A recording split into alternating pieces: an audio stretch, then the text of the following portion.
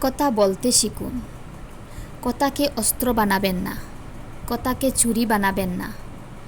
কথা বলতে শিখুন। ভালো কথা, মিষ্টি কথা, মধুর কথা, সুন্দর কথা। কথা বলা একটা আর্ট। হুমায়ুন আহমেদ কিভাবে মেহের আফরোজ শাওনকে বিয়ে করেছিল কথা দিয়ে।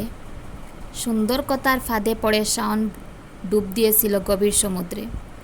প্রফেসর আসিফ নজরুল কিভাবে বিয়ে করেছে শিলা আহমেদকে। উনিও একজন কথার জাদুকর। কথা শুনলে নিজেকে হারিয়ে ফেলবেন কথার সমুদ্রে। কথা বলতে শিখুন। কথা খুবই পাওয়ারফুল একটা অস্ত্র।